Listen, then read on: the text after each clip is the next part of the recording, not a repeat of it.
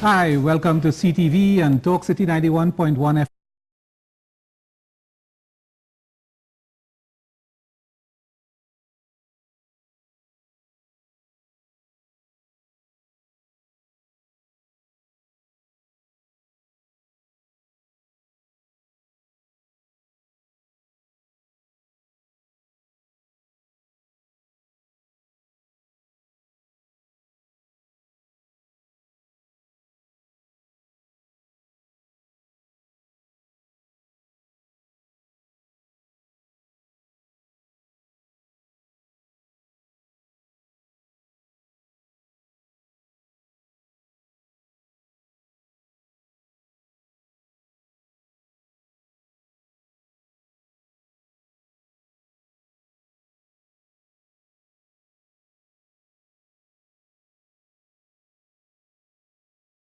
Sort of previewing, and we were talking about some of those issues that the finance minister could not help but to have in his package. Now that we have taken in all 3.5 hours of it, what are your impressions? I think, we did anticipate difficult decisions. When we look at it on the face of it, we think this budget has a negative bias towards business. The increase in taxes obviously places an increased burden on the business community. And what we've advocated for as a private sector organization is really increased compliance. It is of little value to increase the rate of tax when your collection rate is low because of non-compliance. So we have to assume that with the bringing on stream of the revenue authority, that compliance will increase. But simply increasing taxes on those that are already compliant will be a disincentive to investment. We see it as that. There are two broad areas that they've increased taxes on that are already compliant, or they propose increasing taxes on, the financial services sector and the energy sector. What we're doing with, or proposing to do with gaming, again, the system to collect taxes from that sector is porous at best if there's only 10% compliance, as the minister said. So increasing the rates of tax or the fees that they have to pay may not necessarily result in the revenue uplift that he foresees. Angela, Leroy, do you think that the umbrella is being spread wide enough? The Revenue Authority, of course, is going to come on stream. As the minister said, legislation is going to come before Parliament before the end of the year. So we will have a Revenue Authority. Do you think that the measures are there to encourage and to embrace a wider constituency of taxpayers, both in the corporate and private world? Well, first of all, I'm going to agree with what Mitch has said, because I tend to think that especially when you consider the Trinidad is made of a lot of small and medium-sized enterprises, so paying tax at a higher rate is really quite onerous. The Revenue Authority, we've been hearing for the longest while, is going to be effective, and it hasn't happened. But I do think if that is incorporated, that really would help to widen the net. I mean, to me, the practical thing as it's done abroad is, let me see what you own, and how did you acquire that based on what you're earning. That's the kind of thing we should be doing, because we know there are many people you're not catching in the net, and it's pretty obvious, but we don't have the systems to catch it. So I hope the Revenue Authority is actually incorporated to be able to catch that net. Okay, so before we go too much further down that particular road, we do have a package that's going to encapsulate most of the measures that I introduced at the beginning and perhaps give us a little more meat. And we're going to come back to this taxation issue because in the words of the minister, that's an important area. Revenue capture by the state is highly problematic. So we're going to go to that package now and take in an overview of the budget measures. $45.74 billion deficit budget, education gets the lion's share. Minister of Finance Com Imbert said the budget with revenue driven by the energy sector was based on an oil price of $52 per barrel and a gas price of $2.75 per MMBTU.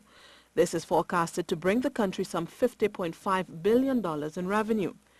The reduced expenditure meant a decrease in all allocations in the budget, with some ministries seeing a minimal reduction, like National Security, the second highest allocation. And while there were reductions, there were also incentives in some areas as government seeks to boost diversification. Among those getting some incentives in the form of grants to the tune of $100,000 was small and medium business and agriculture, as Minister Imbert says we just don't have enough farmers. In similar fashion to our small business incentive program, where we'll be giving grants of $100,000 to startups and viable businesses, we shall establish an agricultural finance support program with grants for new and existing farmers of up to $100,000. To start the program, an allocation of $20 million has been put into the 2018 budget. And a switch-up in government housing is being proposed. In the context of the demand, Madam Speaker, because all of us as MPs, when people come to see us, they ask for rental units, the government intends to shift the HTC's focus away from the middle and upper income construction market and to return the HTC to its original moorings to provide affordable housing for lower and lower middle income families with an emphasis on rental accommodation. This is where the government's scarce resources will now be focused. To deal with the fallout, it is hoped the Housing Construction Incentive Program will get private developers involved. And as an added incentive, the government will contribute a cash bonus or state land as appropriate to all approved developers who construct housing units in accordance with designs, specifications and prices fixed by the government. Meanwhile, Tobago is expected to get just over $2 billion, but $1.09 billion has also been put aside to facilitate work in Tobago by government ministries. But it seems motorists will feel the pinch as the government has continued its proposed gradual removal of the fuel subsidy. Super and diesel users will now have to pay more with immediate effect. Stacey Ann Providence, C News. And there we have it, a little bit of a summary. It didn't go too much into the taxation issue that we began the discussion on, and perhaps we should go back to that before we take up some of the issues in that clip there. Now, one of the features of the tax measures that the minister spoke about had to do with taxation in the energy sector. And the fact, as he put it, that the oil companies appear to have been getting away with murder. And he made it sound pretty bad. I mean, I'm not too sure people in the industry would be very happy with him now. Angela, what's your impression of how he presented the case for bringing them more into the tax net than they have in the past? And what would possibly be the argument for having the situation as it is now, where in truth and in fact they pay very little to no corporation tax? Well, I think the first thing, and coming back to a bit of Mitch, I think the energy industry is very compliant. That's the first thing. But if we went back into the year 2013, 2014, when it was allowed significant capital allowance as a result of investment, and of course, for the layman, if it's a capital allowance, it means that you invested into huge equipment and development of a project. You were able to take that amount of money that you spent and write it off as a deduction against your revenue. So what happens is that even though you may make a book profit, from a tax point of view, you have maybe a very small profit or in fact a tax loss, because the allowances could have been greater than your profit. So it is very possible that oil companies found themselves in that, and in fact it would have been a situation that would have encouraged capital investment. So right now, if you look at BP, the amount of money they're investing, because it makes sense, you're writing off. At the end of the day, remember, oil and gas is long term. So what is happening now is that the oil and gas companies are in tax losses. So even though they may be making a profit, the Treasury isn't getting anything because they're in tax losses being brought forward. And most probably, as you do further capital investment, that could most probably just continue to increase. Mitch, so do you think that the measure in terms of reeling them back into the tax channel will have the impact, can have the impact of dampening further investment in the sector? I think we have to take a step back and understand what was the policy directive behind the capital allowances? Okay. So we've heard talk for years about curtailment, about shortage of gas supply. And what drove that? There was an absence of investment to prove reserves and to bring more reserves into the system. And the way to do that, the government of the day thought that the incentive for the energy companies were these concessions that Angela just accurately described. And that's a policy that even this current administration accepted that had to happen when they assumed office. So I think to say that the energy companies have gotten away with not paying taxes is not really a fair statement from the perspective that there was a policy directive that had a certain outcome, intended outcome. And we are seeing the benefits of that intended outcome with the production that's coming on stream today, and it will come on stream in years going forward. The difficulty that we face, though, is in conjunction with the breaks, we faced the double whammy of a collapse in prices. Nobody could have anticipated that, in fairness. When we made this policy decision and this directive, oil prices were over $100. Today they hover around 50. So on top of the allowances, there were actual real losses that these energy companies will bring forward. So it's not to say they're not paying their fair share. One, they operate in a commodity business, and in a commodity business, prices will fluctuate. And as prices fluctuate, your profit will move in tandem with those fluctuations. Added to that, we had a policy directive to spur a certain response and type of behavior, which the companies have done. We saw the Prime Minister and a delegation go to Houston and post that trip announced $12 billion in investment in the sector. So the energy sector is obviously doing what it needs to do based on the incentives. We have to be very careful as to the taxes we put on these sectors, and that because we don't want those to result in a disincentive. So the minister spoke about the 12.5% tax on royalties. We have to hope that there was consultation with the stakeholders before that was announced. His announcement about SPT on gas, again, we have to understand what were the lessons we learned from SPT on oil. If we're going to if we're going to move, to an SPT on gas, are we taking those lessons learned and applying it here, first of all? But second of all, and probably more fundamental, how does that make our sector, how does that affect our sector's competitiveness relative to the options that exist elsewhere? Guyana is an up-and-coming province.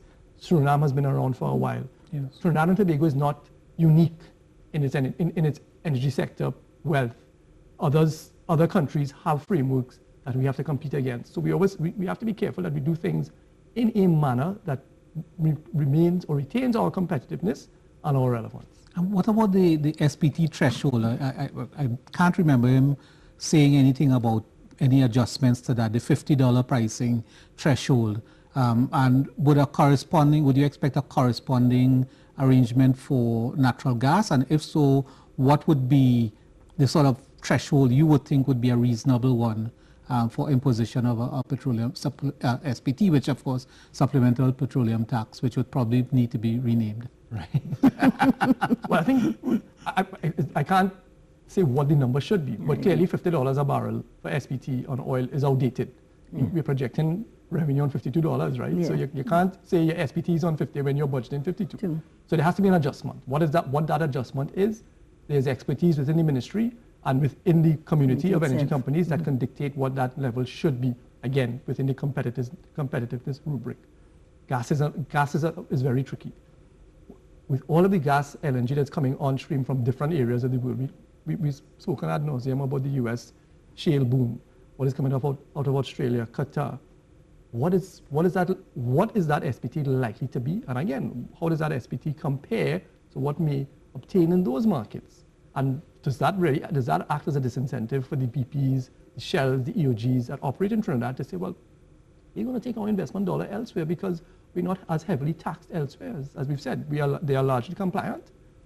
And that compliance should not mean that the government should tax inordinately, because there are options to the actors in the sector. The minister framed all of this in the context of sharing of the burden of adjustment, Angela.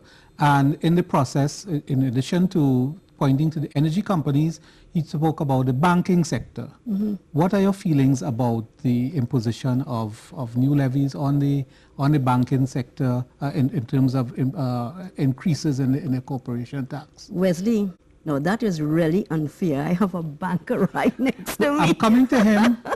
I'm coming to him. I'm giving him a little time to set himself Well, up.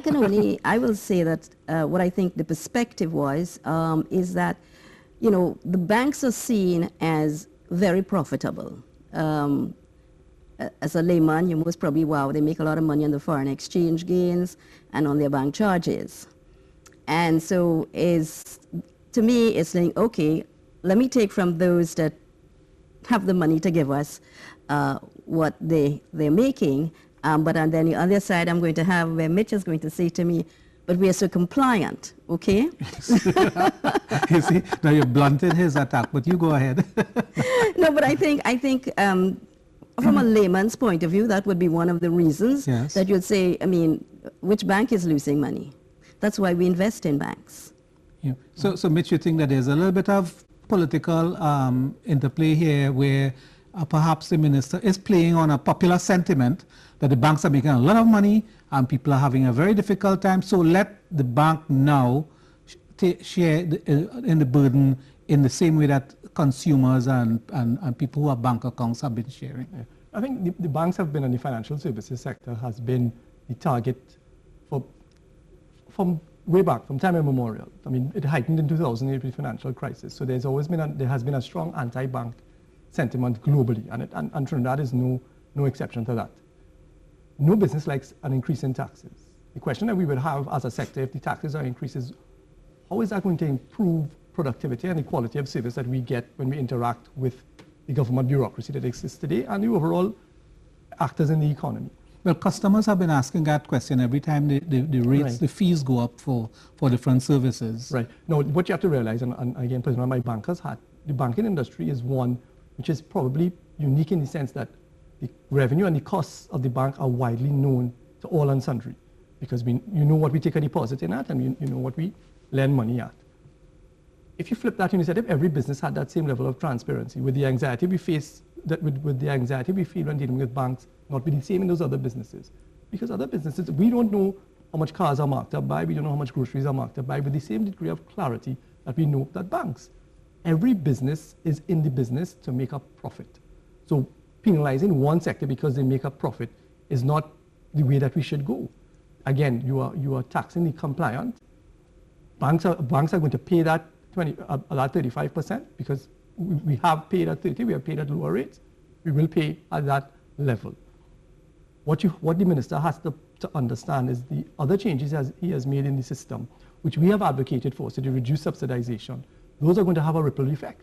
And that ripple effect will invariably lead to lower profits across all sectors. Mm-hmm. So while you think increasing the increase in taxes on banks could be seen as more populist than anything else, because it may not really result in an increased take on the banking sector, nor the increase on taxes in corporate Trinidad and Tobago. The last budget said $1 million in chargeable profit, 30%, now it's everybody. That may not in itself result in an increased uplift, because the increase in taxes and the increase in costs that have been imposed in this budget will result in suppressed business activity, we feel, which will translate into lower revenues, lower profits, lower taxes. And tax avoidance? Tax avoidance has to be addressed, right? So that is, we have always advocated for the proper framework. If the framework is absent, then the leakages will continue. Increasing taxes with leakages is like filling a bucket with holes. The more water you put, the more water is going to come out. The more you increase the taxes, it's not necessarily going to raise the level. You're probably going to hit a ceiling and not be able to go any further. But by increasing the taxes on the already compliant, you're going to have a dampening effect on the things that they may want to do investment-wise. And how successful you think the new levies, Angela, on the gaming industry will be in terms of stimulating more revenue for the government? Well, I think gaming to some extent is seen as a vice, okay? So it wouldn't stop the gaming, for sure. Right. And I do think there's a certain amount of it isn't regulated as it should be. So I would really say that having that charge I really see that is fine. I am not against that, because people will continue to gamble, and it is an industry that has not been regulated to any extent. So, I mean, they haven't really been successful in doing that. It's our new syntax. Yeah. But we don't have the institutional framework to collect those taxes, and that's the issue. Yeah. So you can increase those taxes or those, I mean, the minister was very detailed in what table will be charged, what, etc. Yes. And so you can do that, and that is fine from a policy perspective. But if you don't have the framework to enable you to collect, then all you have done to come for naught. One of the unintended consequences of this action is the increase in evasion. So you send out inspectors into the field, and the inspector says, okay, I see you have this table. This table, you have to pay me $120,000 in taxes. What prevents the person who's running that establishment from saying, well, okay, I will pay you $60,000, all right? And that is yours to go with. It creates that opportunity for collusion, which we have to try to stamp out. And that is only going to come, again, not to sound like a broken record, but with addressing the institutional framework and ensuring that compliance is driven home. It is not going to have the desired effect because today the system continues to be porous. And unless we address that, no increase in taxes is going to result in the revenue uplift that we need. Now, one of the measures none of us can get away from is when we pull up at the gas station to fill our tanks. Diesel, 48% increase. Super gasoline, 11% thereabouts. Angela, what do you think would be the fallout from this? Well, to be quite honest, I think inevitable. I mean, they're already trying to remove subsidies, okay? I presume people at the end of the day would look and say, do I really need to travel as much as I do? People may rethink instead of running up and down like we do in Trinidad. We don't think twice of getting in our cars and going anywhere. But I think as the disposable income becomes lower, which it will, I think people will be very, very careful as to how they travel, and therefore there will be a curtailment, because at the end of the day, it's what you can afford. It's really going to come down to what you can afford. One of the things I think one of the things he mentioned, which I think is really very important, is the impact of crime really in this country, because crime has really impacted direct foreign investment. And as you know, many of us would probably think twice about whether we want to go out. So that it really impacts the country as a whole, and I think that is certainly something that I think the government needs to seriously address. Okay, but the thing is that in terms of the fuel prices, it's not a lot of it is discretionary in the sense that somebody would have a car, so you just don't use the car. Public transportation vehicles, yes, so the trucks that have to transport goods, and that kind of thing. Yes, now, so with the cost of operations will go up. No, but what kind of multiplier factor? This 48% you're talking about, diesel, and most of these vehicles are just spoken about, they use diesel. So yeah, correct. So diesel has been the primary fuel for the transportation sector, right? Both of goods and people. So we know that that's going to ripple through the economy and create an increase in taxes. AMCHAM and other chambers have advocated for the removal of subsidies. The question that now begs is that as we move more towards market prices, can we expect to see an improvement in quality of service, quality of goods and services? So that encapsulates not only the fuel, but it also speaks to TNTEC and WASA, where the minister announced that the RIC is reviewing those rates. And we have to assume that the review will result in an upward increase in those rates, which again, removing the subsidies. Our CARICOM neighbors have lived and dealt with these issues. Yes. We have been insulated from them because of our energy wealth, and that's how we were able to redistribute the wealth from the energy sector. And that effectively was the policy, redistribute through these subsidies. Unfortunately, we can no longer afford to do that. So these are natural consequences of our inability to afford. So we have to adjust. We have to come to terms with what our CARICOM neighbors have come to terms with years ago. We have to come to terms with what the developed world has come to terms with years ago and make those adjustments. So for electricity, how do you manage your consumption? The Commission should focus on educating people on peak consumption and off-peak consumption. When do you use specific appliances in your home to reduce your overall bill? Looking at gas consumption for cars and diesel, how do you get more fuel-efficient cars, and how do you ensure that your vehicles consume in the most efficient manner possible? Those are the behaviors we have to drive. Prior to that, with the subsidies, those behaviors didn't exist because there was no incentive to. Okay. Now, we have been getting some responses from people who are monitoring on social media. So perhaps we can go to some of these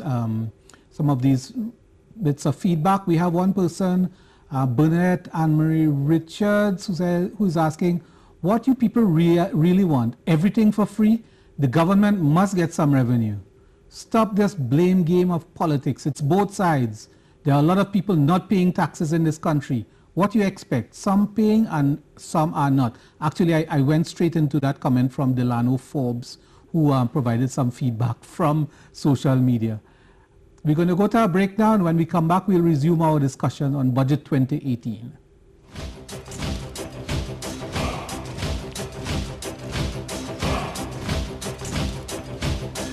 Every weekday from 4 to 7 p.m., tune in to Straight Talk with me, Jude, as I tackle the tough issues affecting our society head-on. You know how we like to get a bit politically correct when it comes to things like race, religion, sexuality, the touchy topics.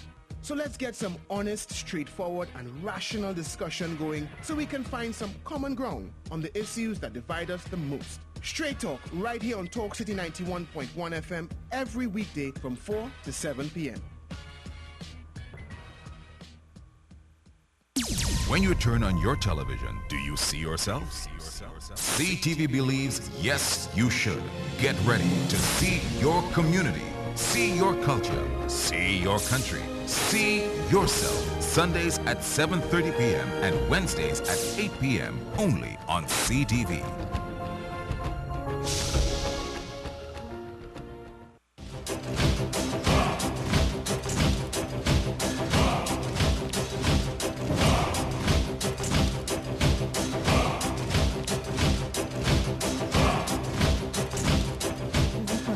He has all the answers. Me? Welcome back. We're on.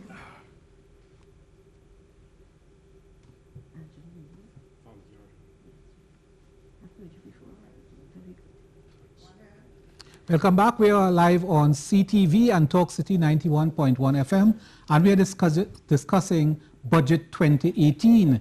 And we have been joined on the set now by University Economist, Dr. Valmikki Arjoon. Welcome to our program. Thank you for having me. Well, I'm sure you have been paying very close attention to this afternoon's proceedings, and you have a lot to say. We also have Angela Leloy, who is president of the Trinidad and Tobago Coalition of Services Industries, with us as well.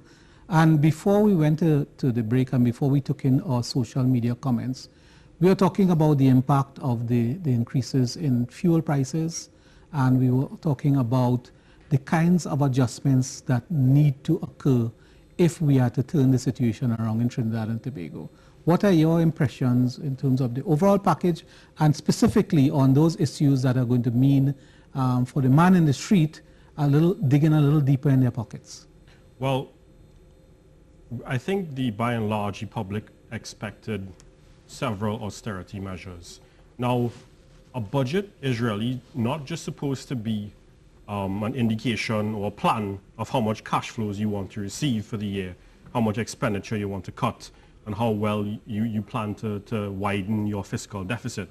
It seems to me that by and large, and I mean, I'm also saying this given that I'm an economist as well and sometimes guilty of doing it, that we place too much emphasis on that, how much cash flows we're going to generate, how much we're going to cut expenditure, and how much we're going to close the fiscal deficit by.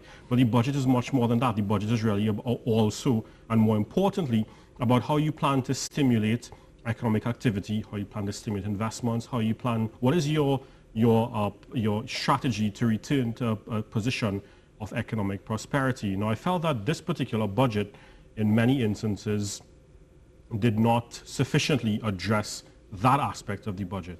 Much of the initiatives and incentives that were being brought on the table, many of them are not new, or many of them are really extensions to programs under capital investment, for example, that are already there. So what I was hoping to see was a real quantum leap in the policy environment in this particular budget that would take us into the fiscal year and really kickstart a brand new diversification thrust. Of course, not going to happen overnight, but it needs to start at some point in time. We did not get that.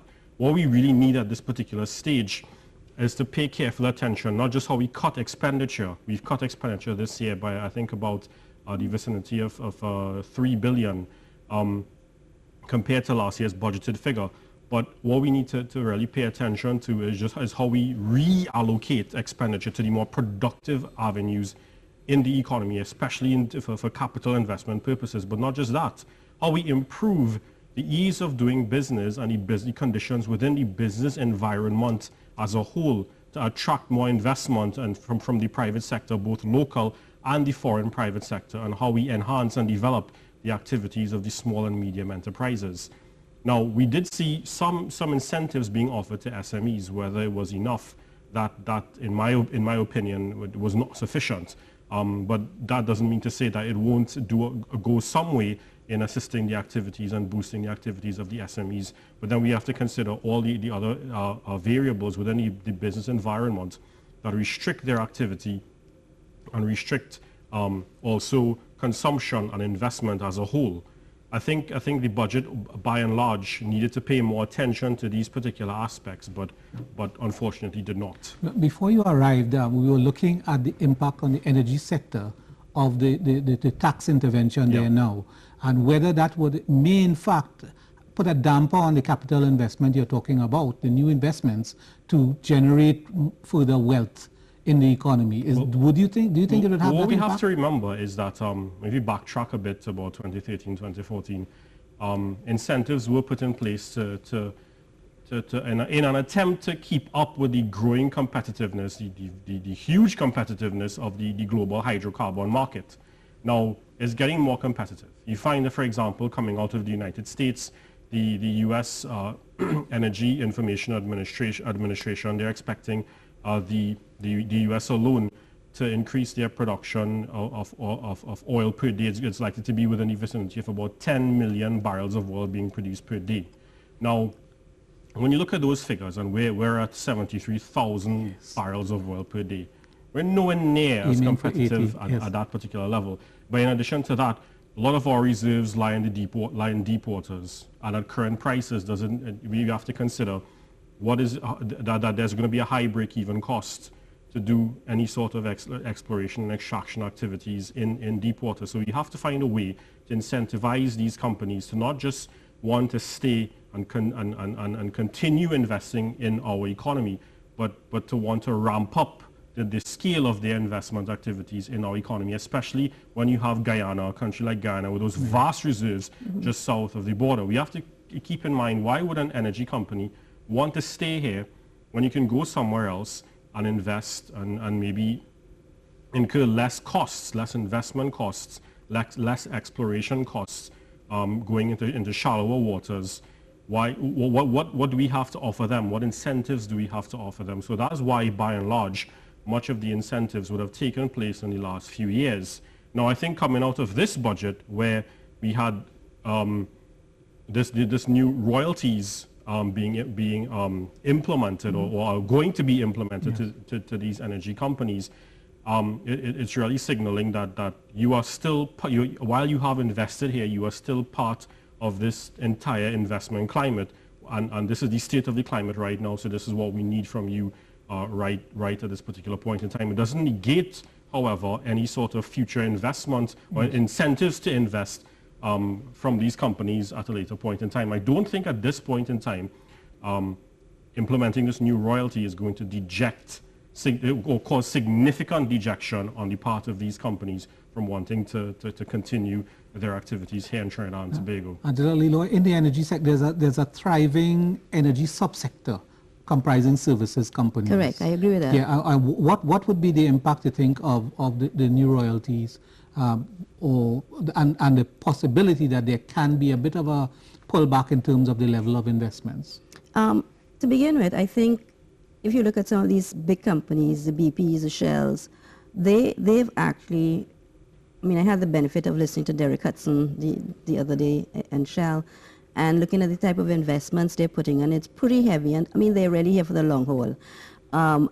And I think service companies are coming in because they also see the opportunities. I don't think, like Valmikki is saying, the royalties is going to be the end of the world kind of thing. It's a bit of the cost of doing business, but at the end of the day, you see the business and the opportunities to do business. And similarly, when you look at Guyana and Suriname and so on, really what there is right now, and even Venezuela, there's a fair amount of partnership going, and the big companies are in partnership with these other countries. And the services companies. So therefore, well. and the services companies are also seeing the opportunity to be able to get into some of those jurisdictions. So really, I think that is an area that is still going to continue to see the opportunities. Do you think the budget should have could have had a little look at that as well in terms of what's happening in the region? You have exploration happening in Jamaica. Suriname is very much active. Guyana is going to come on stream in a very strong. I think a lot of weight is being placed, a lot of emphasis is being placed on Venezuela, the Dragon field, gas coming out of Venezuela, but there was nothing to stop us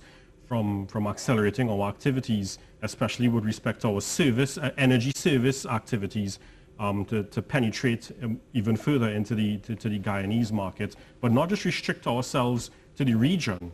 You have a lot of global players in energy, and I think part of our diversification thrust and our thrust to earn additional foreign exchange, we need to explore the serious possibility of tapping into those markets as well. We have over 100 years of experience in the oil and gas sector, in the hydrocarbon sector. We need to leverage all of that, especially when it comes to our technical knowledge, our skills into penetrating these new markets to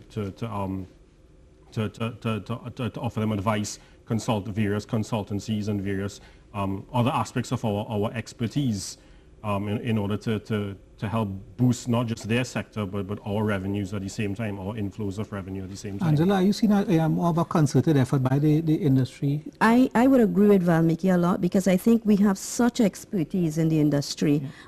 It is actually a service that we can export.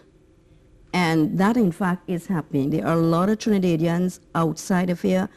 You can look at going into South Africa as well. Yes. I mean, they're just all over the place. In Vietnam, they're all over Ghana. the place, and it's simply because we have the expertise. We are being asked to come and set up in those areas. The other day, I think it was NGL. It went to South Africa as well. So they again are making arrangements outside of Trinidad, and I think that goes well for the country. So it's not only what's happening here, it's like... Is there a way of incentivizing that internally so that people are encouraged to make these kinds of steps out of their homeland? I know why, and I hold on a little bit, but one of the things I think also that the government has, you could have promotion allowances depending on what you're doing, and you can promote outside of your country. You're allowed a certain allowances to be able to write off that. So I think that's a possibility. But I think at the end of the day that you are going to find that there's a lot more export of our services in the energy sector. It's not about what's happening here. Yes. It's outside of here. The full range of services, because it's not only geological services, there are all kinds of issues. There are drillers, there are everything out there. Yeah. Now, before you came again, Valmikki, you missed some of the action earlier on, but I'm going to bring you really in. There's no way we could have avoided, or we can avoid, increases in the rates of the utilities. At 4 US cents per kilowatt hour in Trinidad and Tobago, I mean, we are ranked the low. It's of no little comfort. Really second. I think Qatar is the only other one cheaper than us. It's little comfort to the consumer, such as I am, that we are that, because these increases are going to come. Now, if you were to advise the RIC on what you think should be an acceptable sort of advance in this area in terms of bringing these utilities more up to the real value of the services they provide, the utilities they provide, what would be the kind of range would you be looking at? Well, I don't think I'm the best person. I'm not exactly adept to answer that question in terms of a numerical value. Trick question. But what I would, of course, tell you is that Trinidad and Tobago and many sectors like the manufacturing sector has for a very long time now enjoyed subsidized electricity rates, and that, as a matter of fact, has actually helped our rankings in the ease of doing business. Even though we are ranked currently 96th position, we dropped in the rankings. One of the sub areas that we've always been able to maintain a decent or relatively high by some standards ranking is our access to electricity. So we, however, have a chronic problem, and I use the word chronic, in that we waste our resources too much. And the time has come now, especially when our gas could be put into more, I think, profitable use rather than giving the broad public subsidized electricity. That gas could be used to more profitable use at least at this particular point in time for the downstream sectors, especially for LNG, etc. So that would be my particular take on it. To come up with a numerical value, however, I'll leave that for the experts in that particular but area. we're going to come to the efficient use of these resources. And well, one of the things that the finance minister is very firm on was the matter of subsidies and taxes, stating that government can no longer afford to roll out billions of dollars in subsidies to delinquent state enterprises who fail to pay their respective taxes to the state. Among the culprits he named was Petrotrin. But how does this naming and shaming filter down to the everyday citizen? Here's Janine Brown's report.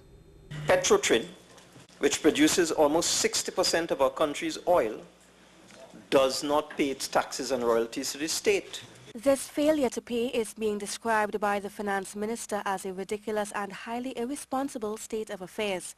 He said that this failure is dangerous as it perpetuates a false reality for the company. In this year alone, Petrotrin should have, by law, paid $600 million in royalties to the state for the millions of barrels of the country's oil that it extracted from land and marine sources for use in its refinery. However, Petrotrin only paid $200 million in royalties, a shortfall of $400 million, which has contributed to the 2017 budget deficit. But there's more. The state-owned energy company isn't the only offender. The Trinidad and Tobago Electricity Commission does not pay the NGC for the gas that is used to generate electricity, although it is contractually obligated to do so. What is worse is that NGC has to pay the upstream producers such as BPTT for the gas, with a consequent loss of cash flow to NGC in the order of $750 million per year. TNTEC has now racked up a bill to the National Gas Company in the sum of $4 billion, and the Water and Sewage Authority, WASA, even with receiving subsidies of over $2 billion annually, was also named as one of the tax-delinquent state enterprises. It's this kind of scenario that prompted Minister Imbert's questioning of whether the state should continue paying these millions in subsidies. Should we continue to subsidize WASA and TNTEC to the tune of $3 billion plus a year? And should we continue to allow Petrotrin to avoid paying hundreds of millions per year in royalties and taxes?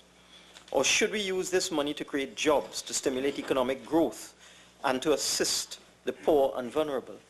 We believe the answer is clear. We must all adjust.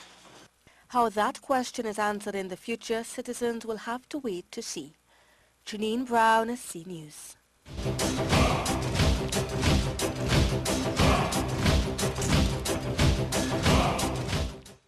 At this age, he will have his first friend. He will share hugs, but some dirt as well, and maybe a lot more. Because strong friendships need strong children, protect them with Nestle Clean 1 Plus. Contains vitamins and minerals that help them to achieve 100% protection plus nutrition. And Prebio 1 that together contribute to maintaining a healthy digestive system and a normal immune system. Nestle Clean 1 Plus. Your love, their future.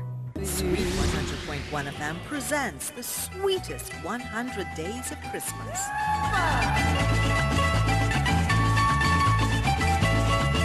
Win gifts from under our Christmas tree and our wonderful friends and sponsors who help us make every Christmas experience more meaningful for you, our listeners. Listen every day to share and enjoy a magical Christmas on Sweet 100.1 FM. This is the sweetest 100 days of Christmas.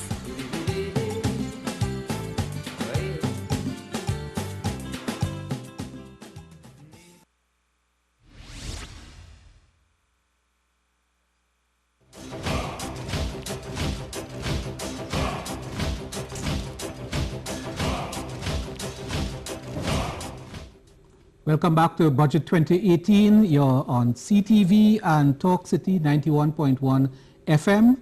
And of course, we are examining the budget statement by the Finance Minister, Colum Imbert, earlier today. And we want to welcome back to the CTV team Winston Riley, who is President of the Private Sector and Civil Society Group of Public Procurement.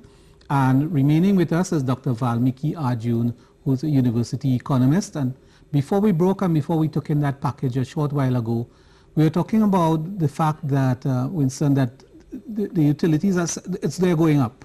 They're going to go up. The RIC is definitely going to be putting something on the table that will represent an increase. How significant, we don't know. I tried to get Valmikki committed on that, but he wants to, prefers to stay quiet on it, and I'm not going to put you similarly on the spot, because he raised the issue of the wise use of the resources that go into these resources.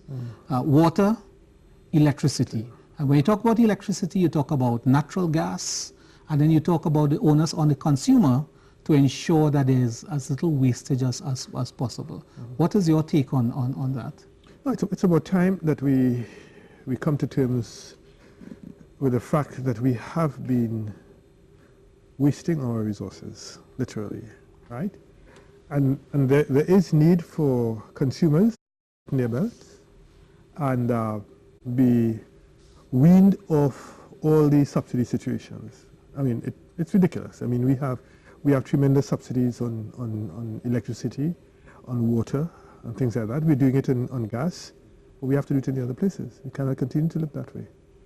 Yeah, but well, you were making the point before we broke about this precise issue of consumers now perhaps accepting their share of this burden in terms of adjusting lifestyle issues and the usage and so on. Yeah, it's I think it is something that was coming for a while, so we really ought to not be surprised about it. But we have to look at it from the flip side as well, in terms of how this is really going to impact on the business environment, the cost of doing business. Over the last 2 years, you've seen a rise in the tax base, rising, and there's the business fund levy, the green fund levy, there's VAT, but not just, and now there's of course the increase in the corporation tax that's going to be put into effect from January of 2018. But not just that, you have higher NIS payments that businesses have had to make, and also the inaccessibility for sufficient foreign exchange. Now, on top of that, you're going to have to pay higher utilities. So if we understand it from that holistic perspective, from that bird's eye view, it is going to put another damper on the business environment. Now, given that consumers are also going to be faced with this form of higher utilities, it's going to force many of them to have to make several cutbacks. For the past few years, we have already been in a situation where they have been making cutbacks, and that's been detrimental to many business operations, especially, for example, let's say, for example, in the retail sector. In total, what the central bank has found, I believe, given from their figures on their website, is that retail sales would have fallen between 17 to 19% from 2015 to 2016. That is likely to continue and maybe even be exacerbated in the short term because consumers are making cutbacks, businesses are making cutbacks, and now that they're faced with these extra costs, their profitability is going to be worsened even further. Many of them are already making losses. And as a result of this, they've had to tap into their own savings to make ends meet on a daily basis. Others who don't have a good line of credit are facing heavy interest costs from the bank, and many have had to downsize, and some have even had to close down their operations altogether. So the added utility cost, yes, while we do manipulate it, we do take a lot of advantage over it, but at this particular point in time, while it can be deemed as a bit necessary to save costs, but at the same point in time, it is going to drive up the cost of doing business further and cause many to downsize and downscale their operations as well. Nonetheless, it is the nature of the environment right now. It is nature of the beast right now, if you want to call it that. And this is another area that has to be scaled back. But this brings me back to my very first point. Is it that we're really concerned only with cutting expenditure, looking for various avenues we can nitpick and reduce our overall economic bill for the fiscal year? Or are we really concerned about economic welfare for the population? Are we more concerned about providing not just value added, but value for money at the same point in time? And talking about which, one of the things that has caused us not to always get value for money expended is the public procurement process. I mean, because that's where the big money flows. Winston, you have some ideas on how we can get this right? Well, public procurement and the saving of money and getting greater efficiency has been discussed ad nauseum. You will see that from the World Bank information that in terms of, if you look at the public procurement side of it, they are saying quite definitively that you can save somewhere between 20 and 25% in terms of what I would call, I don't like to use the word corruption, stuffing of corruption, right? But those are the figures that they're quoting. Now, we talk a lot about expenditure, we talk a lot about income and things, but the issue here is that for the kind of money that we have spent on procurement over the last 10 years, how much of that has been misspent or has gone into other people's pocket? And it is for that reason we have to understand that there are two issues that are important here. One is getting the public procurement legislation in place, and the other one is having output budgeting. It is no sense just talking about public procurement without you having clearly defined outputs in your budget, and that is matched in your procurement process. You have to have those two issues in place, okay? Efficiency is a factor. I'm not quite sure that there is a distinction between what I would call corruption and incompetence. I mean, look at the port. The port is a case of absolute incompetence that went on in that particular area, right? Look at what is going on in Petrotrin. Petrotrin is a state of corruption that is pandemic. You have corruption right down to the level of the person who is using the dipstick. I mean, this is ridiculous. And to have people there who are professionals, who are in that organization, and that has been going on for 12 years, it is unbelievable. How could that be sustained over a long-term period? All your records will be wrong in the first case, right? And yet, we are now coming to some understanding of that issue. And I'm saying that, look, there's another factor in public procurement that we have not really focused on. And I will call that the facilitating elite in the public sector. There is a facilitating elite in the public sector for the good, the bad, and the ugly, right? There is such a facilitating elite, right? They facilitate the process by, you could use the word corruption, by sheer incompetence. And that is what we have to address definitively in this regard. Now, you have set a sort of rate, a leakage rate in the vicinity of 25%. Not me, the World Bank. Yeah, okay. Right. Valmikki, how do you see that as a way that the leakage, the hemorrhaging of the revenue that we do earn, how do you see that? Well, he speaks about corruption, and we have to realize that for many decades, we've possibly lost billions to corruption by itself. Now, we have to understand what corruption does from a budgetary standpoint, right? We have expenditure to meet for the fiscal year. Now, whenever there's corruption involved, first of all, it takes away from that expenditure. All right, that money is lost, it's gone. So you have to find money from other sources to meet those same expenditure obligations. And where do you get that money from? We clearly have a penchant for taking out debt. So whenever there are corrupt activities, especially within the state sector, we lose money that is supposed to be allocated for certain expenditure projects. It means we have to take out additional debt. So one can say that corruption induces further debt, and in turn, when you take out that debt and you have the new funds now available for expenditure, more of that is continued to be lost in corruption as well. So it's like a cyclical effect. Corruption breeds further debt, which in turn facilitates more corruption, which in turn breeds further debt. Now, in addition to that, the issue of value for money comes into play. You find that there would have been many instances in the past, and perhaps in the future as well, where state officials allocate finances to certain projects where it might be easier to extort a particular bribe out of. And from that perspective, one has to consider, does the country really need that particular project to take place? Does the country really need that facility right now? And if they do actually acquire that facility, what is to say they're going to get value for money?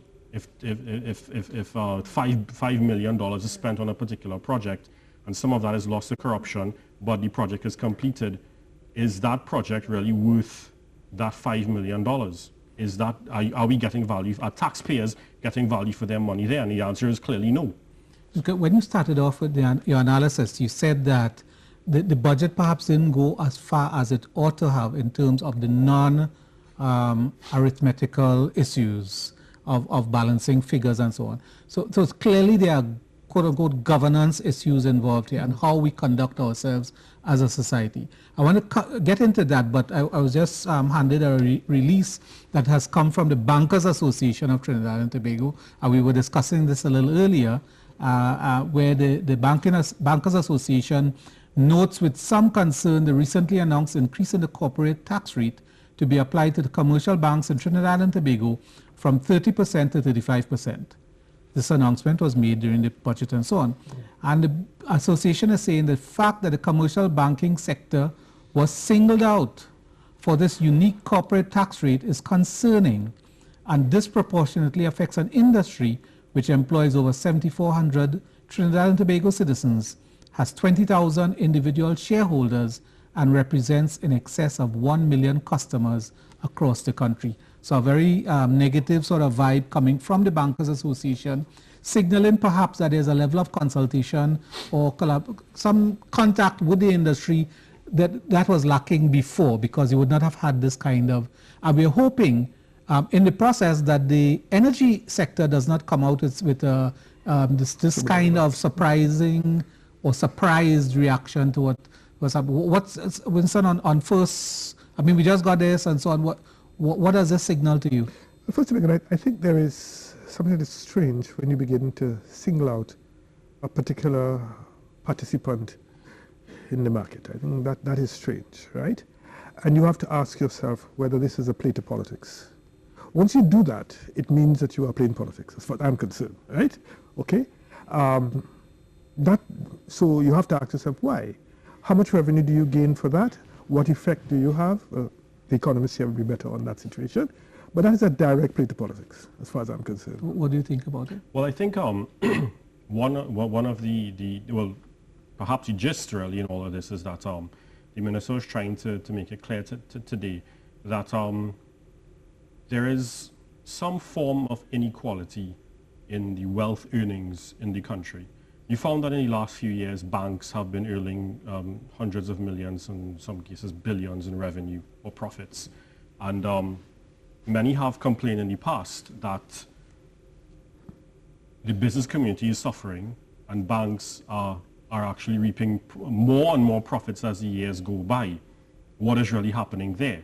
So I think this was really an attempt to get some of the revenues from the banking sector injected into the rest of the economy through the means of taxation.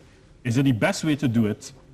Not necessarily, because at the same time one has to really consider what are you really going to get out of this apart from possibly some added tax revenue, because you don't know. Well, yes, in the past banks revenues or profits have been soaring to wonderful levels, but then what is going to happen in this coming year? Given that the business environment has substantially weakened, are they going to be enjoying those same levels of profits? They probably will enjoy windfall gains still, but it may not necessarily be as high. Some speculation going on there. Now, again, it brings me to the point that is it just a situation where we're concerned about the numbers, just building revenue, and as is the case here? Could it not have been better to engage the bankers and find out, okay, are there other ways in which some of the excess revenue from the banking system can be used for national development? For example, some consortium financing where some banks, and I believe it has happened in the recent past, some banks come together and pool funds which is distributed to the state for certain developmental projects. That has happened in the past. It happens globally as well. why could we not do that at this particular point in time? Did we really need to go through a new tax route? And then one has to also consider the banking sector as a whole. Now, I don't think this particular tax is really going to cause any sort of destabilization to the banking sector. But given the sheer importance and the systemic risk that is associated with the banking sector at this particular point in time in the economy, I don't think it's necessarily a bad thing that the banking sector is performing so well. It's actually quite a good thing. You don't want a poorly performing banking industry, especially one in a small economy as ours, where their importance, as we call it, their systemic risk, is so large at this particular point in time. But that being said, one also has to consider what would be the action taken by the banks to address this. Is it possible that they may that some of them, not necessarily all of them, may choose to increase certain fees at some point in time? This is yet to be seen. I would hope not. But then remember, they're business institutions at the end of the day. They look to recoup cost as any business institution would. So this is a possibility that we may need to look out for that's as well. What we're going to come back. We're going to definitely coming back to that after this break. We take a break.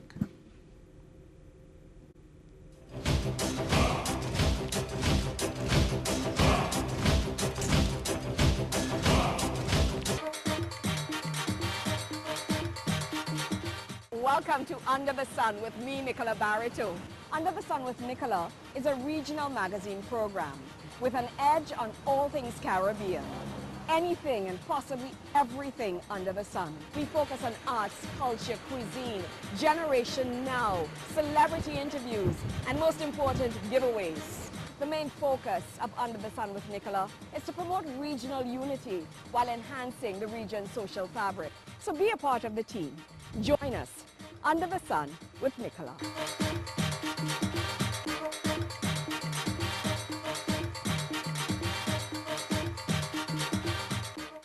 Every weekday from 4 to 7 p.m., tune in to Straight Talk with me, Jude, as I tackle the tough issues affecting our society head-on. You know how we like to get a bit politically correct when it comes to things like race, religion, sexuality, the touchy topics. So let's get some honest, straightforward, and rational discussion going so we can find some common ground on the issues that divide us the most. Straight Talk, right here on Talk City 91.1 FM, every weekday from 4 to 7 p.m.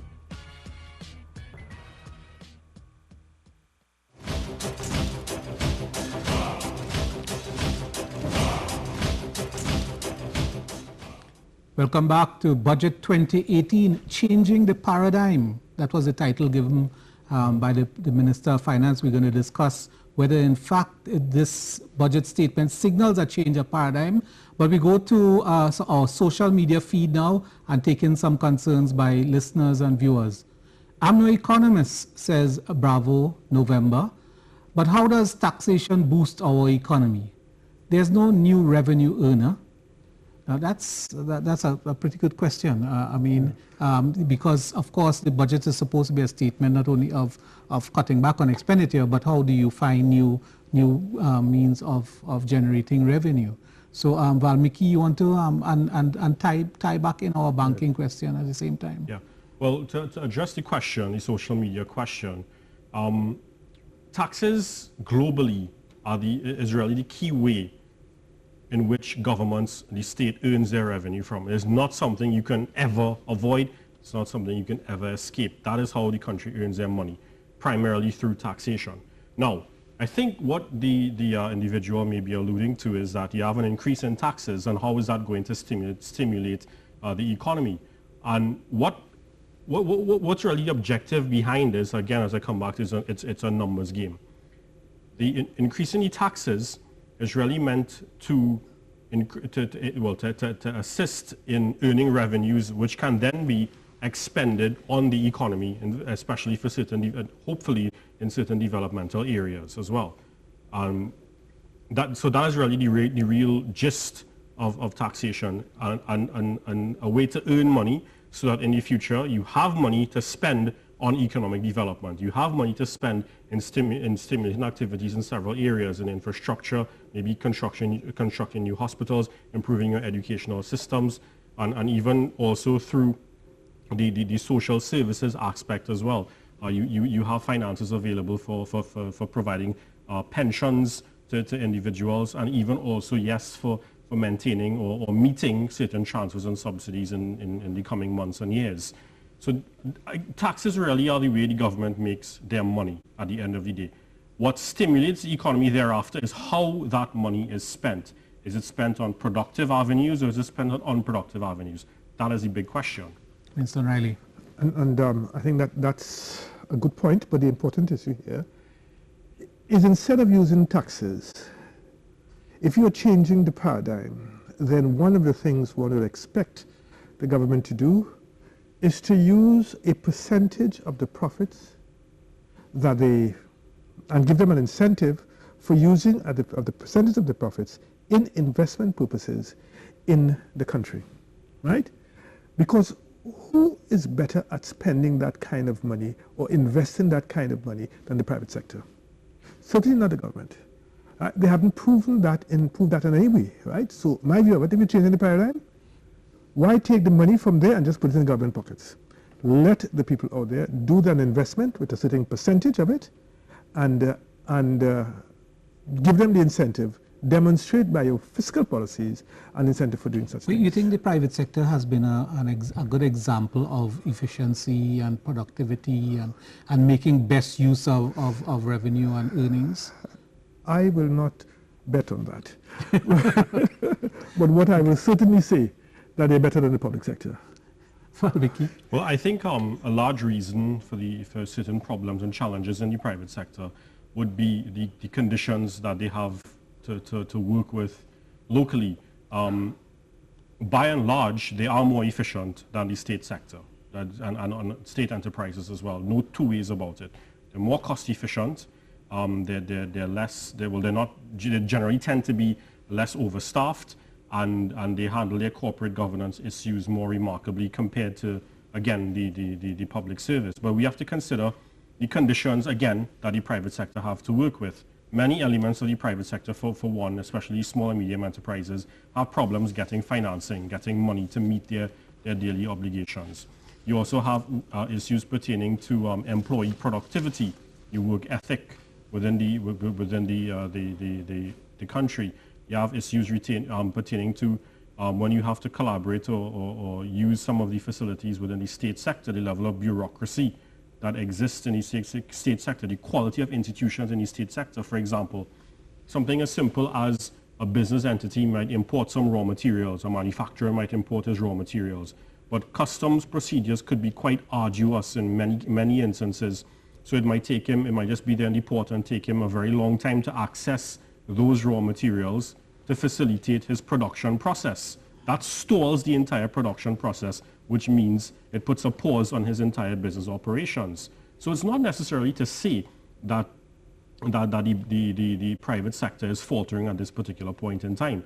I think it's more valid to say that they are faced with a lot of difficulties, a lot of obstacles, a lot of challenges in the ease of doing business, which you really need to work on for them in order to become more competitive. But I just want to add to his point, if we are talking about a paradigm shift, then again we pay too much in the past 3 budgets, including this one.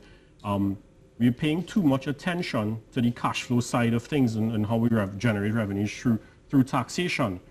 A better incentive would be to cut taxation strategically in certain areas.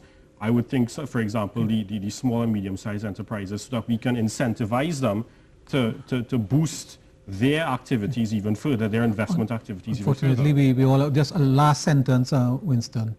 And the last issue I want to look at is that there's a lot of talk about the small and medium-sized businesses, and it is well known that that is responsible for a lot of growth in the big countries or in the expanding economies. But one of the biggest issues we have here is that is not properly, what I would call, set up. Even the definition of small business and medium-sized business has to change. I see scope for a lot more discussion on that in particular. The minister was not silent on that, and I think that there's a lot more to be explored there. But the time has gone so quickly. We're out of time, but we hope we've been able to give you a clearer picture of the 2018 budget and its impact. I want to thank our guests this evening, UE Economist Dr. Valmikki Arjoon, President of the Private Sector and Civil Society Group on Procurement, Winston Riley, President of AMCHAM TNT, Michelle De Silva, and President of the TTCSI, Angela Leroy. And thank you very much for joining us on CTV and Talk City 91.1 FM and on social media. I'm Wesley Gibbings. Have a good night.